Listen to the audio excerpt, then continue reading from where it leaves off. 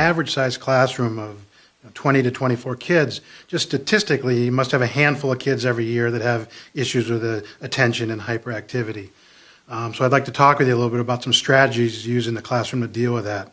To begin with, why don't you tell me a little bit about some strategies you use to deal with distractibility? Great. In a classroom of anywhere between 20 to 24 kids, there's bound to be a lot of sound, a lot of noise, a lot of just action going on. And for some kids, that could be really distracting. The most basic thing that I do to help this is simply preferential seating, putting a lot of extra thought into where that child is sitting and who they're sitting with. In the beginning, in the front of the classroom helps a lot of kids because I'm right there almost the whole time, and if they get a little bit distracted, I can just kind of knock on their desk, kind of remind them what they should be focusing on. But for some kids, that's too much. So I like to sit them in the back of the class where there's less sound and less action going on, so they have less things to distract them with.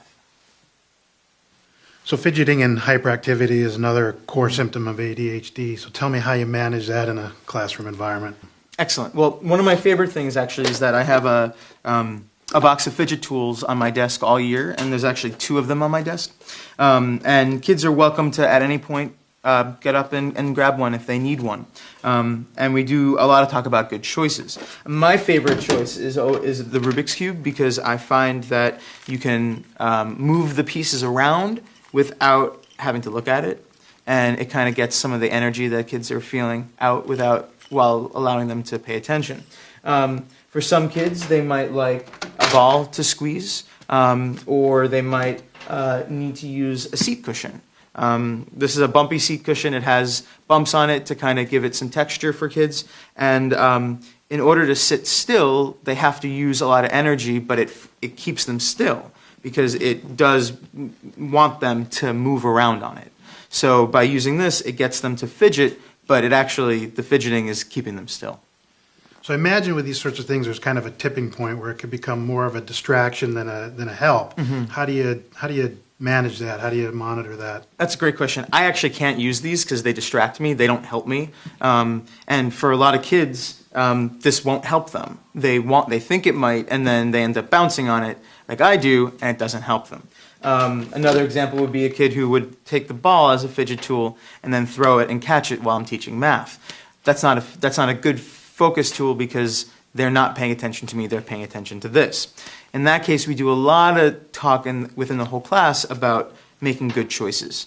And if they need to look at it to use it, then it's not a good choice for them because they're drawing focus away from the lesson and putting the focus onto the tool.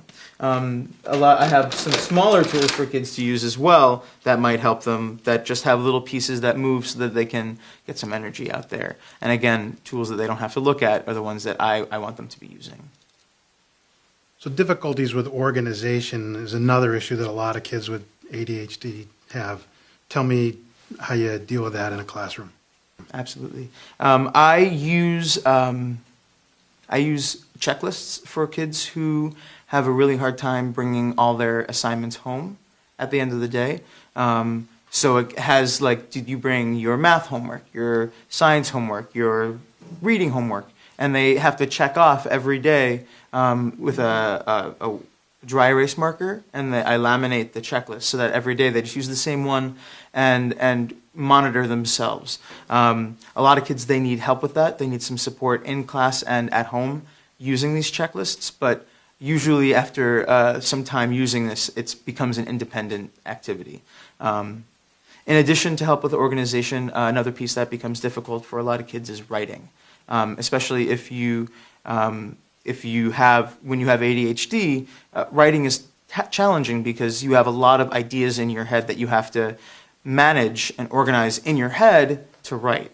I use graphic organizers a lot for kids because I find that even if you get distracted while you're working, you have it all laid out for you, so there's not as much question of, what was I talking about before? What did I want to say? You have it all planned out for themselves.